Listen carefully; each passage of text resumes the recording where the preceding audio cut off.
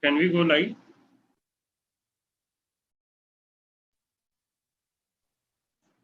Mr. Nazrul, please confirm so that we'll go live for audience.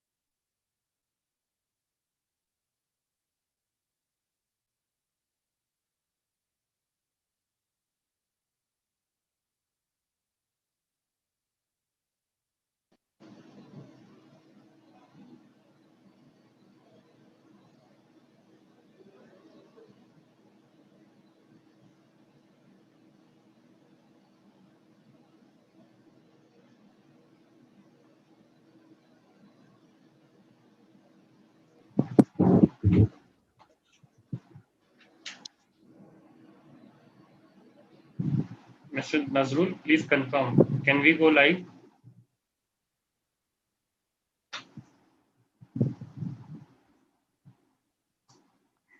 Good evening. I think Nazrul can start. I think Pranav sir has also joined. Nazrul. Can we go live? Hello, Nazrul.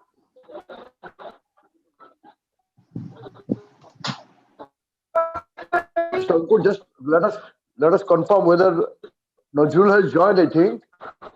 Yeah, he has joined. His video is also enabled. Yeah. Mr. Pranabjyoti PJ Bhattacharya. He is joined, na? Doctor has joined. Yeah, he joined and he got Dr. disconnected. PJ Bhattacharya, our moderator. He got joined and got disconnected as well. Pranav sir, good evening. Pranav sir, শুনিছেনে?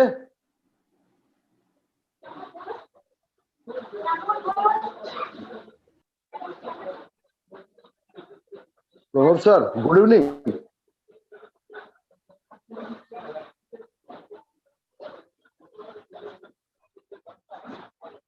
बस Pranav sir नहीं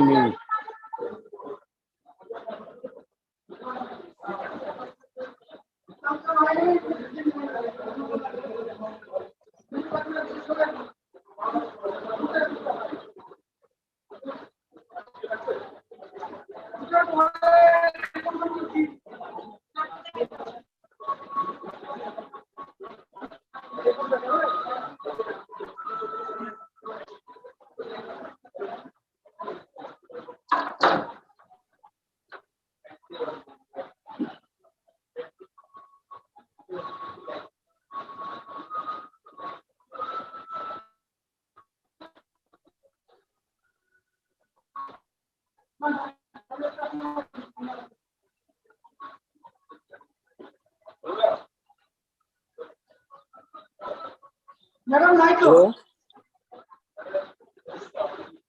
Please start the program on time. I have some other work also.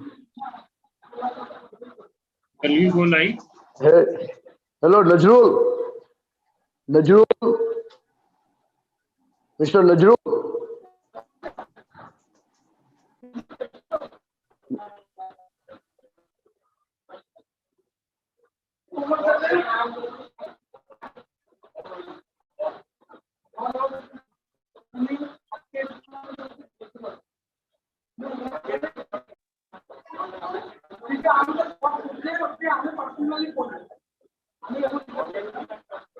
Hello.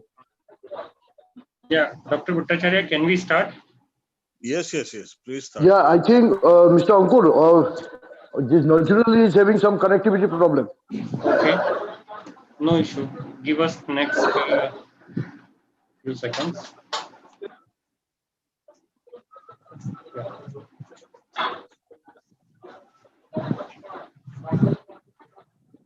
Yeah, we are live now. Dr. Bhattacharya, please start. We are live. Yeah, Najrul supposed to start. He is there in the session. Yes, Dada. He's coming. He's on mute, unmute. So he'll be joining now. He is there in the session, and now we are live. Audience can hear us. Right. Okay.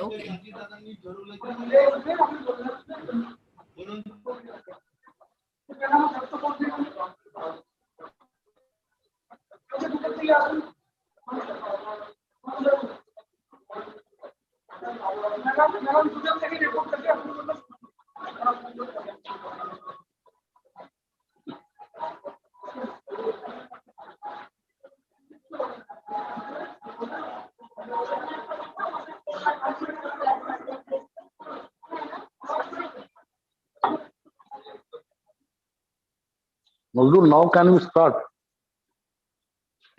Ankur, Mr. Nazrul won't able to speak actually. He's unmute. Okay, but he won't able to speak. Please check what's the problem.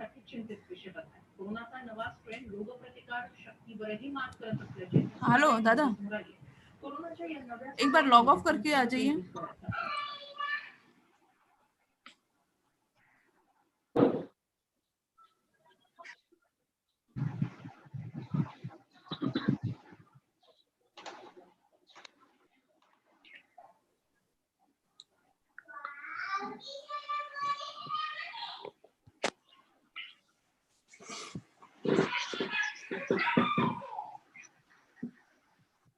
Good evening, sir.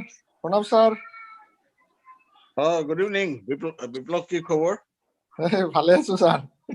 Okay, very good. After long time. Pranab sir, good evening. Yes, Subroto Sinha. Good evening. How are you? Good evening. I am fine, sir. Fine. I think we are already behind schedule. We start. Yes, actually, Najrul is just he's facing something. Okay.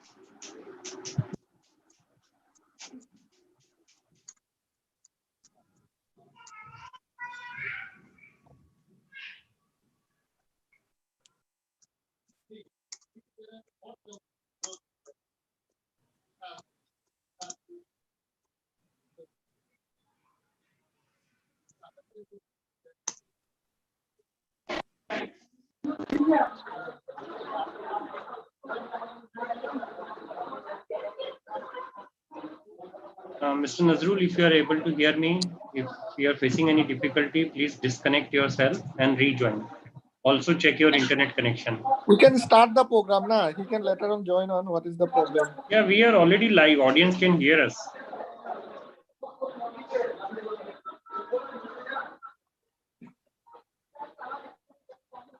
Yeah, I think Mr. Sinha. I think, yeah, sir, we can do one thing. As you know, sir, the discussion is on rosuvastatin. And, sir, you can start, sir. Sir, I welcome all of you. And as you know, Yeah. Dr. Biplov is there. Dr. Nishan Thakuria is also there with us. And, Okay. sir, I request you please take over. Okay. Thank you, sir. So good evening, everybody. And so this evening's discussion primarily on rosuvastatin therapy, and we have two of the very eminent cardiologists and two doctors. First is Dr. Biplov Paul, who is in DM cardiology, and he's a consultant interventional cardiologist at GNRC Hospital in Guwahati. And also we have with us Dr. Nishan Thakuria, and who is MD consultant diabetologist and physician from Silchar.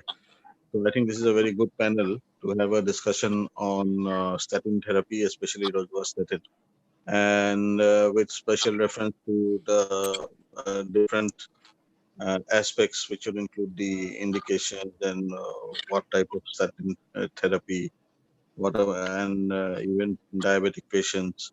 And lastly, we'll end up with discussing a few points on primary and secondary prevention.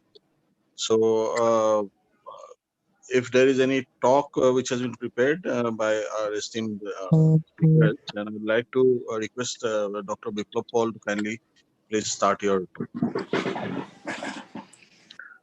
Thank you very much, sir.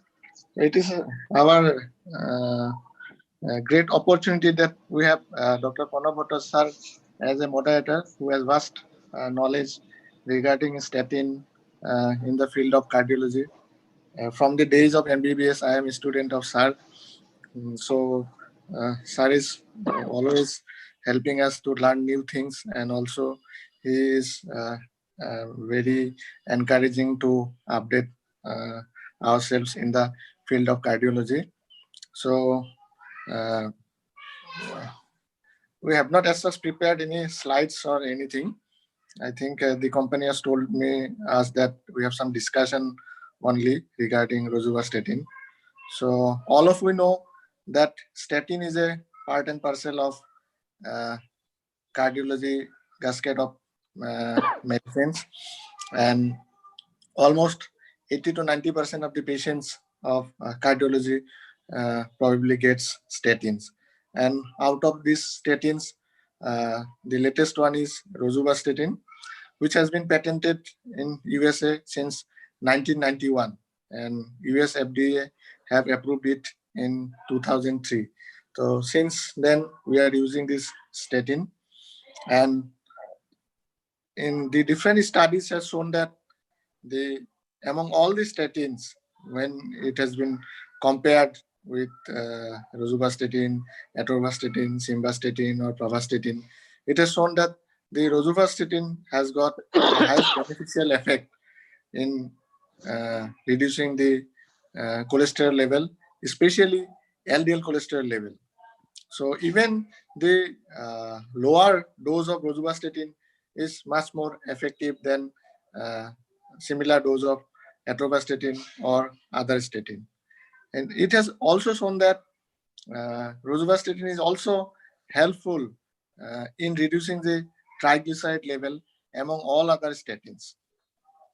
So definitely the rosuvastatin is the better statin.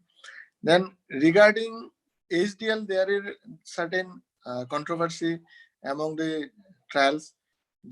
Some trials, they have shown that statin are unable to increase the HDL cholesterol level.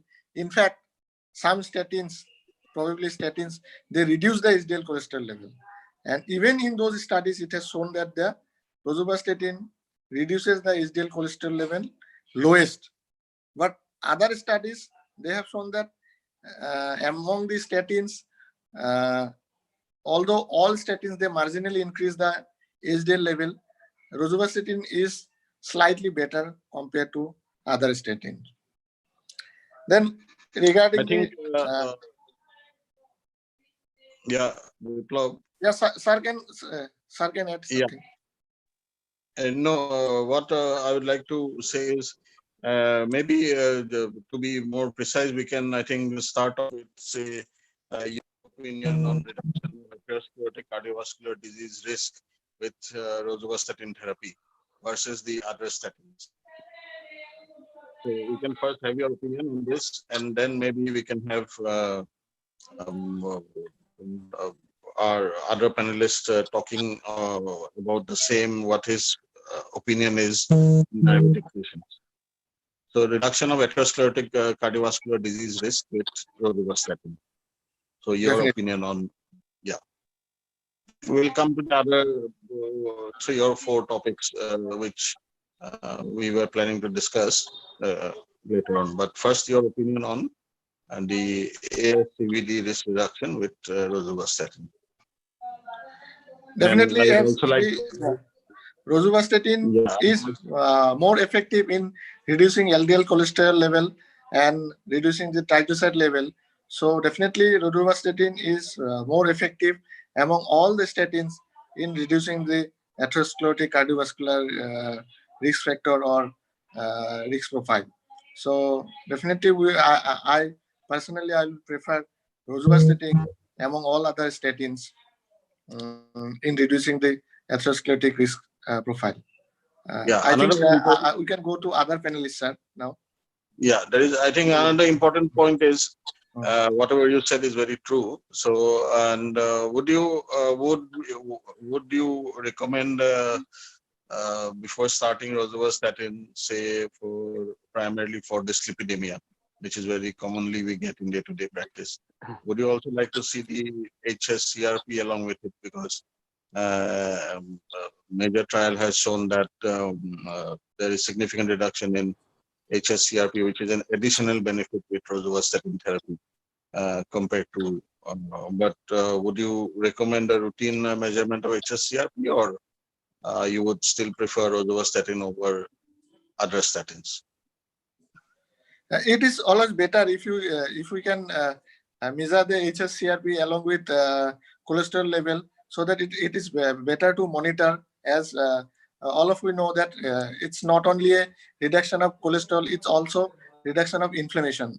So Yeah. if you can reduce the HSCRP, then it's also an indirect marker that it is going to help us in other pleiotropic effect also. Yes, yes, definitely. And so now I would like to request Dr. Thakuria to join in, please. And what are your comments, your opening remarks on reduction of atherosclerotic cardiovascular disease risk using rosuvastatin therapy, especially in diabetic patients, which is your line of specialty? Dr. Thakuria, please.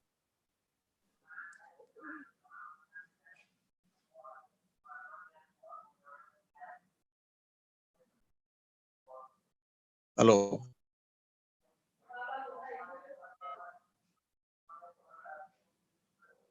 Hello, anyone there? Can contact Dr. Thakuria, please.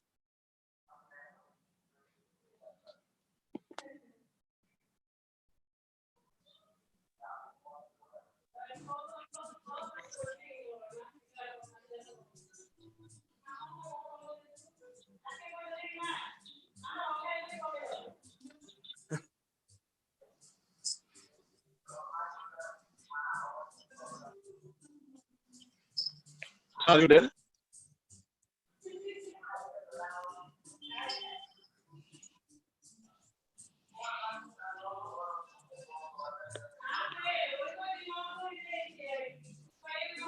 Hello.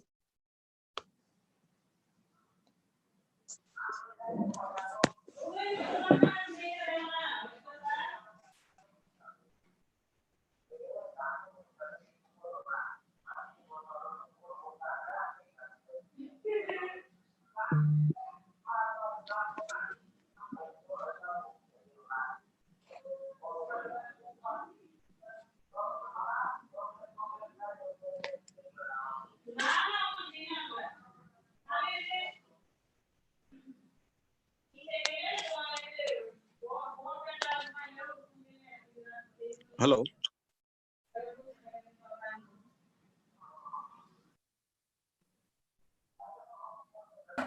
Yes, sir, you're audible, sir. But why is nobody coming in? I mean, Dr. Because there Thakuria are has joined. Dr. Mayank, you have to unmute yourself. I was addressing to Dr. Thakuria. Has he That's joined why in or not? I was not saying anything, sir. Dr. Thakuria, he's not there actually, sir. He must have logged out. Just let me check, sir. Now, who's there now apart from Dr. Dr. Biplab? Biplap and Dr. Mayank Agrawal. Nobody told me about that. Okay. Anyway, welcome, Dr. Mayank Agarwal. Thank you, sir. Yeah. So I think you have been here during. Yeah, I was hearing Dr. Biplab's view on rosuvastatins and your also your opening remarks, sir. So we'd like to have your opinion on reduction of atherosclerotic cardiovascular disease risk with rosuvastatin. Definitely statins. I would like to speak as a whole as a statins because I think rosuvastatin as well as atorvastatin has been proven to reduce drastically the risk of atherosclerotic cardiovascular disease, and it has been also there in all our guidelines. What I want to mention is that use of correct doses is important to get the best benefit. But what we see generally that we are very reluctant, like I've seen most of the, especially not I'm speaking of cardiologists, but as a whole, people don't try to use the get correct dose. Like they, if we say like rosuvastatin high intensity therapy, so it is like we have to use 20 mg rosuvastatin or 40 mg, and the target level has to be achieved. So a correct dose if we use and in a correct durations and the follow up, then definitely it helps that drastically reduces the ACVD risk in the population, sir. Okay, so that was very nicely said. And so next, I think we can talk about the moderate, high density, low density, whatever is there as per the guidelines. And so Biplab, please can we have your opinion regarding the intensity of statin therapy? How would you like to start, and what are your target population would be like? Whom would you like to start with a moderate intensity and whom with a high intensity? Dr. Biplab, are you there?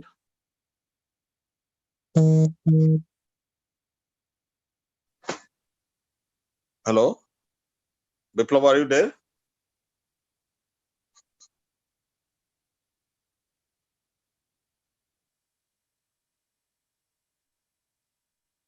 Anybody, Mr. Sinha or Nazrul?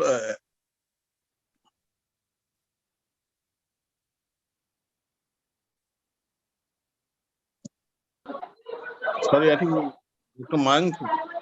Okay, sir. Sir, I will if we look for the European, so if we read the European Society of Cardiology 2019 guidelines, they have given some specification, like they've divided the group into very high risk group, and moderate risk and low risk. And if you compare these guidelines from 2016, then we know that lower the LDL level is better. So the target for very high risk group is less than 55, for high risk group is less than 70, and for moderate risk it is less than 100. And in very high risk group and in high risk group, it is. I would like to start with a high intensity statin. I would like to say what is high intensity statin. High intensity statin means the dose of statins which will reduce the LDL level minimum 50% from the baseline. And generally rosuvastatin 20 mg or 40 mg and atorvastatin 40 mg and or 80 mg are labeled as high intensity statins. So for very high risk group and high risk group, high intensity statins are recommended. And for moderate risk group, the target of LDL is less than 70, less than 100. And in that, we can start with the moderate intensity statins with other like lifestyle modification and other dietary measures. Okay. So that is very nice. So for the benefit of us, and primarily want to start with statin therapy, primary, I mean, basically for dyslipidemia. We get a lot of patients in day-to-day practice who have been detected recently as a hypertensive, or he may be detected to be a diabetic, mid 40s or late 30s, early 40s sort of patient. So, what would be typical abnormality in a lipid profile based on which you would like to start statin therapy? So if there is age is above 45 years, then I would like to calculate the ACVD score. The score, there is a scoring has been told to be used. Like the score is less than 1%. That means the fatal cardiovascular disease risk is less than 1% over the 10 years. And for if a person comes with the scoring of above 10%, that it comes, then it will come under very high risk group. In that case, I would like to start with high intensity statin. So any patient firstly detected diabetes, I will not straight away start with the statin. First, I would like to see the LDL level, and I would like to calculate the score. And depending on the value of the score, I would like to start the high intensity or moderate or a low intensity statins. Okay, that was very nice. And has Dr. Biplab joined back? Anybody? Yes, Dr. sir. I am here. Biplab, welcome. Sir, because of some technical issue, probably. So, your opinion on the statin intensity of statin therapy? When would you like to use what intensity of statin therapy? Sir, if it's a non-cardiac patient, non-CAD patient, or if it's a very high risk patient, then I will go for high intensity statin.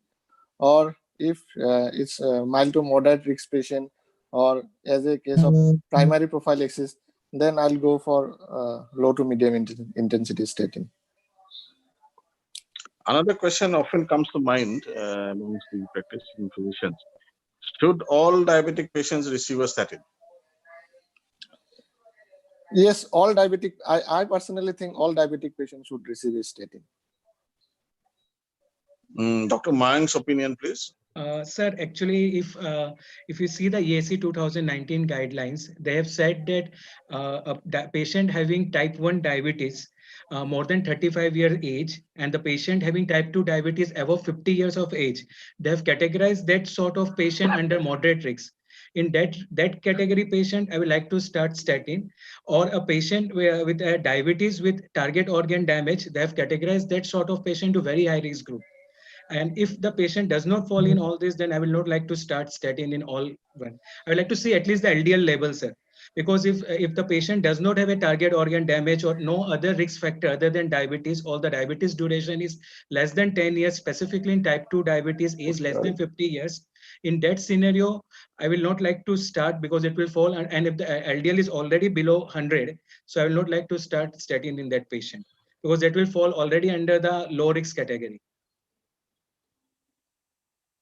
So coming to, we are very much used to use statin therapy as secondary prevention, being practicing cardiologist. Your views on use of statin therapy in primary prevention? So what would be ideal patient where you may consider statin therapy as primary prevention for these patients? One is familiar hypercholesterolemia cases. I would like to start. Second, a patient in which the LDL level is above 190. In that case, I would like to start as a primary prevention. And I would like to do a ACVD. Again, I would like to go on by the scoring, the score criteria.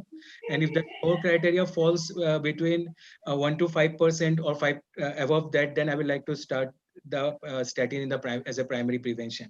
And there after Jupiter trial, which also says that HSCRP level, if it is above 2 and other inflammatory markers, if they are high, then we can start statin therapy. But in practice, I don't like to start, because I think more evidence requires to put that into real practice, like other markers of this one, inflammation, sir. So very nicely said. And another important point, I think, take-home message would be, if you want to consider statin therapy based on the lipid profile, I think LDL of more than 190 in the initial lipid profile is required so that you can consider these patients for primary prevention. Now, coming to secondary prevention, I think Biplab, can we have a few words on secondary prevention using statin therapy? Hello? Yes, sir. Yes, sir. Yeah.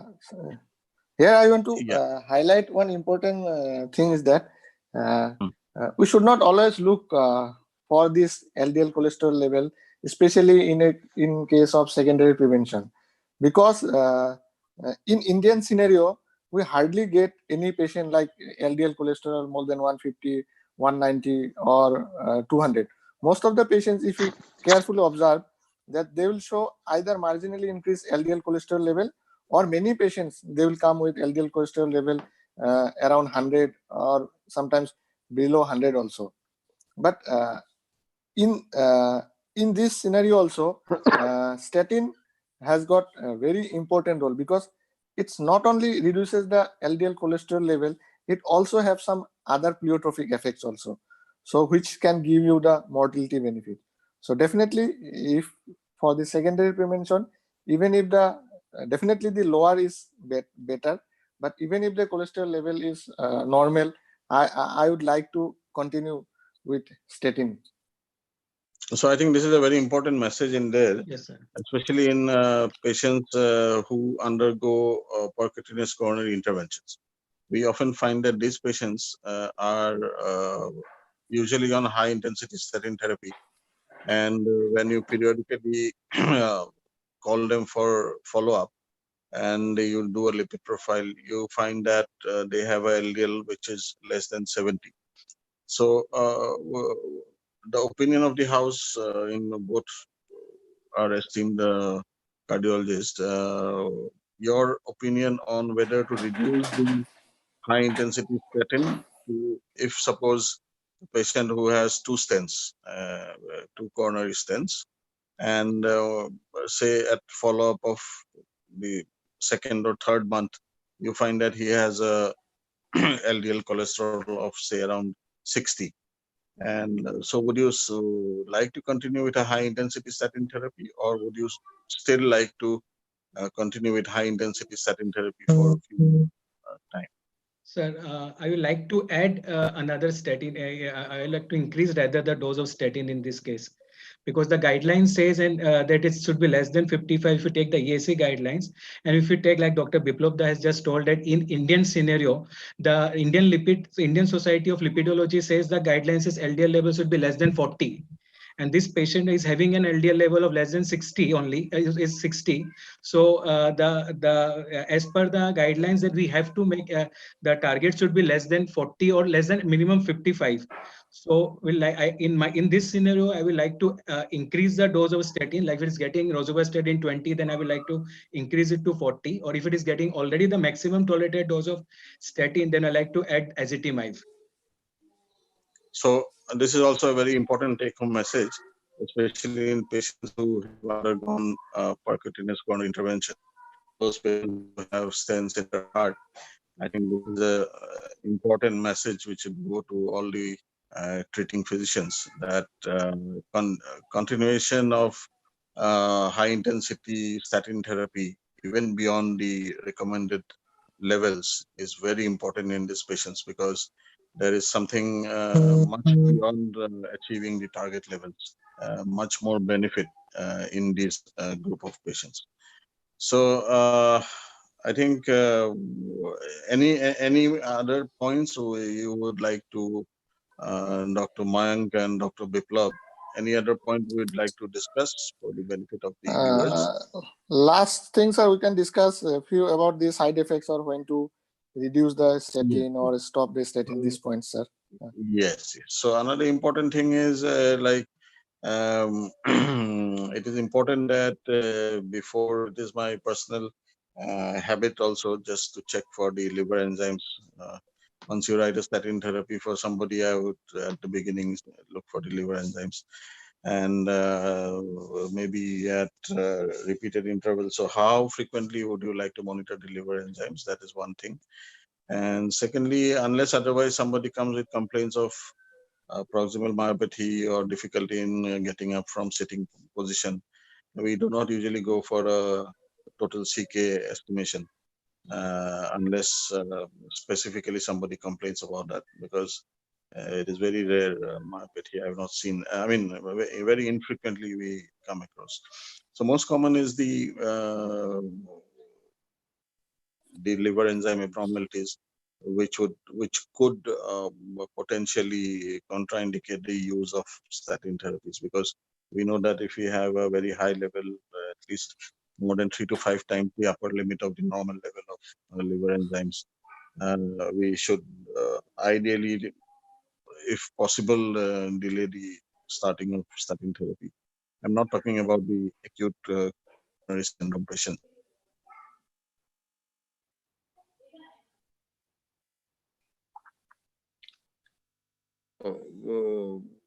I think, Dr. Biplab, your opinion on how frequently we need to monitor patients on statin therapy, and how would you manage these patients, or when to reduce the dose, and how to restart? So all these clinical tips from you. Sir, this is very nice topic.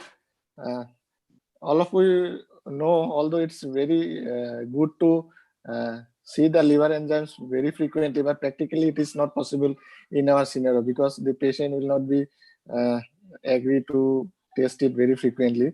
So what I do normally, what I in real life I practice, normally if the patient doesn't say any complaint which is suggestive of liver dysfunction, and if the patient is not have any prior liver disease, I don't go for routine testing. But according to book, we can go for testing between 2 to 4 weeks. And most of the patients who can't tolerate statins, they show the increase in liver enzyme levels within the 2 to 4 weeks. So if it is not more than 3 times of the upper limit, then we need not worry or need not we stop the statin. And even if it is more than 3 times, we can reduce the statin dose initially. But if it goes, then I will stop for 2 to 4 weeks. Then again, I'll gradually start from the minimum dose. Then we'll build up, titrate to the maximum dose. So you can highlight, sir, few points. Another strategy is sometimes I use. I also do not monitor very frequently, but once I start statin in as a new therapy for some patient, at 1 month at least, I would like to see his liver enzymes, and just to see the trend, whether it is going up or whether it is stable. So after that, it is no point. But the thing is, suppose somebody has a significant rise in the enzyme levels. By significant, I don't mean in thousands or hundreds, but the normal, say within 100 or 150 levels. Then alternate day statin therapy I do try in these patients. So there are not many trials on this alternate day dosing, but it has been found that 1 or 2 trials that it is almost equal to daily dosing, but with less stress on the liver enzymes. So that is one possible strategy. And other one, as you said, we can always stop for a few days and then recheck the enzymes. And Dr. Mayank, your opinion on the side effect part of So the statins? most common side effect that I generally encounter with use of statin is myalgia, sir. So in that case, most of the time I find that most of the time it gets resolved on its own if you continue the same therapy. Like mostly it is more in the person who known the side effect of statins. But generally, I have not seen much patients who land up into a myopathy and too much deranged liver function. And in routine practice, if I am in sync with Dr. Biplab Da, because we don't generally do too much run LFTs and CPK, total CPK levels in a patient who are having on high intensity statins, though the guidelines say something, but in real practice, we don't do until unless the patient complains, sir. Yeah, that is true. That everybody almost follows, I think, because unless there is a genuine concern about a particular issue like myopathy or liver enzyme abnormalities, we do not test very frequently. So then there might be very rare other side effects which is not of interest as a cardiovascular specialist. So I think so that is another side effect, is a very important issue. And then another question often comes to mind in the amongst the treating physicians is which statin to choose. You have a lot of number of statins, statin preparations available in the market, and so general physicians who would like to start a statin therapy. So what would your advice be to them? Okay, this versus that versus this. So If I have to speak, sir, I will just say that both are equally efficacious. It's just a pain habit. Like if I'm used to writing atorvastatin, then I prefer atorvastatin. If I prefer rosuvastatin, then rosuvastatin. Only one thing I like to mention, that we have to know the correct doses. For like we have discussed now, for high intensity, we have to use like 20 or 40 mg rosuva or atorvastatin 40 or 80, rather than just thinking for others. Otherwise, for me, just a pain effect, I think. So both are efficacious. So there are small trials, there are some trials supporting rosuvastatin, but the numbers are not, that cannot be statistically significant, I would like to say. Like there are few trials are there, but for me, I think it's both are same, sir. Maybe Dr. Biplav sir, and you can highlight more because your experience is more than me, but this is what I feel like, sir, what I practice like, sir. Biplav's opinion, please, on what statin. Yeah, it's almost both are same. Maybe rosuvastatin slightly better, maybe. Otherwise, almost both are same. Acute coronary syndrome patient, you are taking up a patient for. Till now, for the acute coronary syndrome, more data are with atorvastatin, sir. So I think we all agree that in acute coronary syndrome patients, we do usually go for atorvastatin. But otherwise, if you want to start a statin therapy, just as a rule of thumb, if somebody is a diabetic, if somebody is a smoker, if somebody has a comorbid disease, chances of systemic inflammation is high. I would prefer a rosuvastatin versus. Yes, sir. Agree, sir. Agree, sir. Just a rule of thumb. Yes, sir. So, so that is one thing. So I think wonderful discussion. We are almost crossed an hour or so. So I think we can call it a day. And I would like to request the host of this evening's. Yes. Can you hear me, sir, now? Yes, yes. Yes, Yes, yes. Nazrul, yes. Extremely sorry, sir, for due to some network issue. I am in Imphal. So that's why now I log in from my mobile. Once again, sir, thank you very much, sir. We take this opportunity to thank Dr. Pranav, sir, for moderating the panel discussion. All the panelists for sharing their galaxy of experience with rosuvastatin in clinical practice.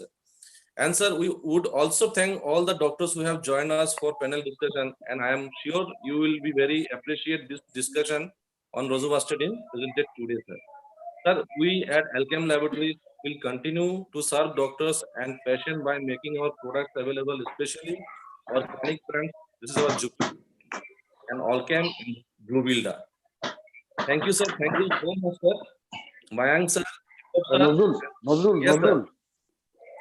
Yeah. Nazrul, I have some questions. Zonal Sales Manager, Mr. Rajesh Dakko is also there.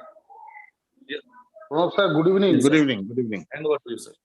Biplav sir, Good evening. Man, sir, good evening. Sir, my only one single question to everybody, sir. Sir, pandemic is again coming in a big way. So in this situation, sir, how you see your patient? Means lockdown, maybe lockdown or restriction will be there, maybe within next 1 week or within 10-15 days. So on that situation, sir, how you tackle your patient, specifically, sir, in your chamber, private practice. We will continue to see the patient. Last year also we have seen the patient. This year also we will see patient. And next year also, if Corona comes, we'll see the patient. We'll continue.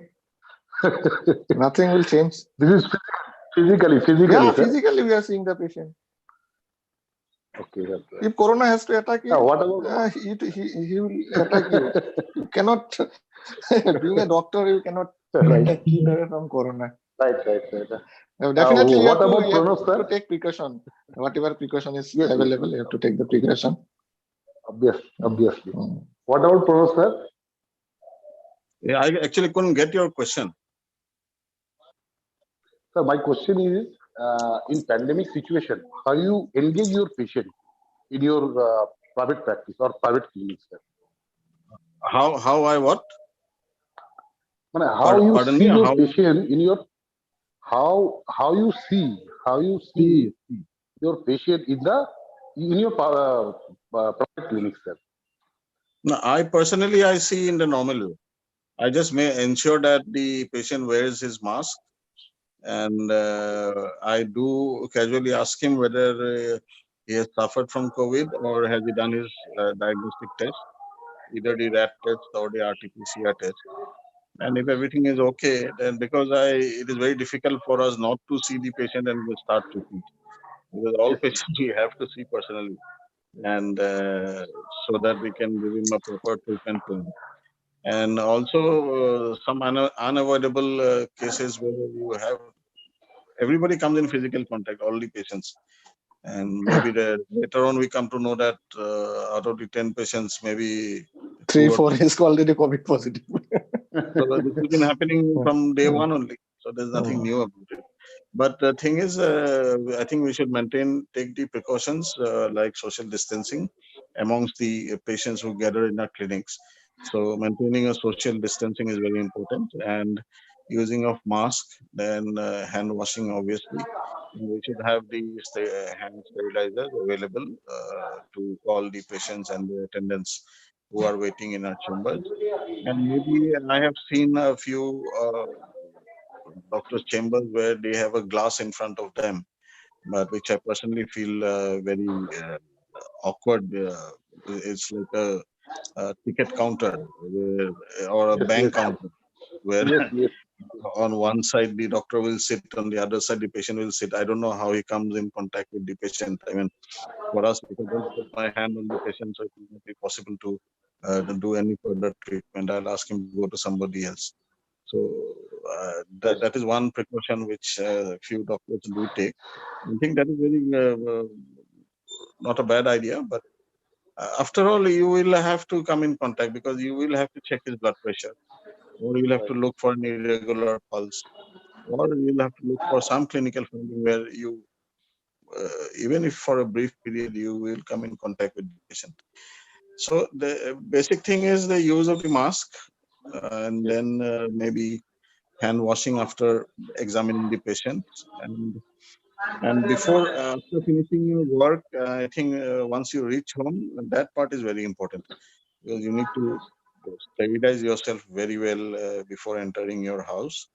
Go straight to the bathroom, wash your clothes separately, take a good bath, and I think these will only help us. Sir, for follow-up patient or sir elderly patient, uh, uh, you can use, sir, any portal, any virtual portal, sir. Virtual portal, actually, initially there was what happened was we always had this concept that we should not advise over the phone or over social media Yes. or over whatever without physically seeing the patient. We should not advise on any medication. That was the initial fear in everybody's mind because of legal litigation or Yes, yes. legal.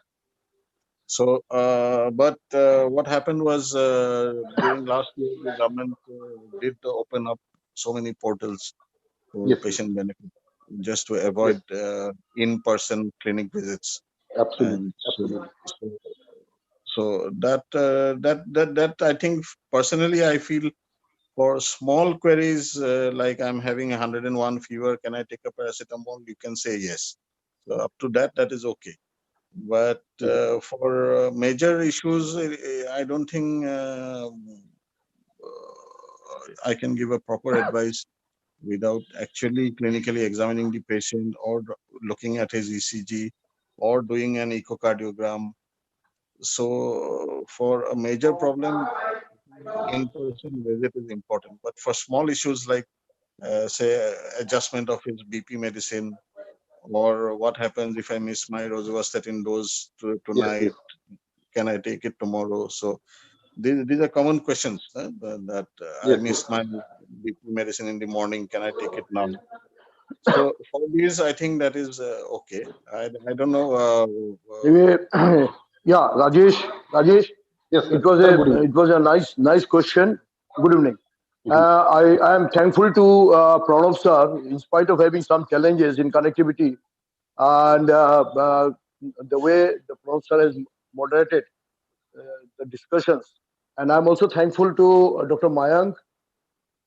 In spite of all odds, Dr. Mayank was actually was telling that he will not be able to join, but ultimately, Dr. Mayank has joined.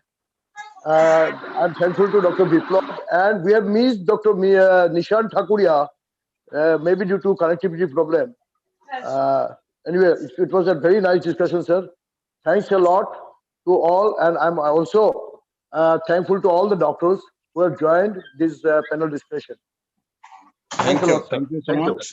Thank you, sir. Thank you very much. Good night. Yeah. Good night. Thank you. Good night.